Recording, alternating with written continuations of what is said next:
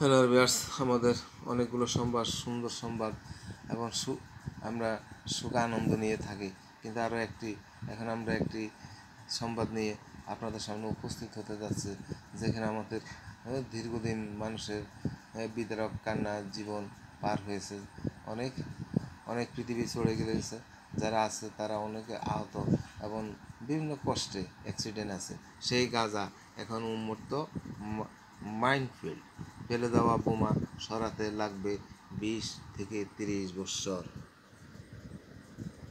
মানবকণ্ঠে 2 বছর ধরে ইসরায়েলি বাহিনীর বোমা হামলার কারণে গাজা উপত্যকা পুরো এলাকা উন্মুক্ত মাইনফিল্ডে পরিণত হয়েছে। গাজার ভূমি থেকে এসব অবিস্ফোরিত গোলা বারুদ সরাতে অন্তত 20 থেকে 30 বছর সময় লাগতে পারে। মানব অধিকার সংস্থা হিউম্যানিটি অ্যান্ড ইথিংসন গাজাকে একটি ভয়াবহ অচিহ্নিত মাইনফিল্ড হিসেবে বর্ণনা করেছেন।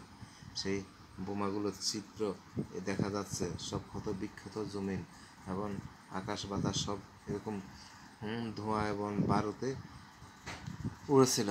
আমরা তাদের জন্য শুভকামনা শেষ করে এখানে বিদায় নিচ্ছি। আল্লাহ হাফেজ।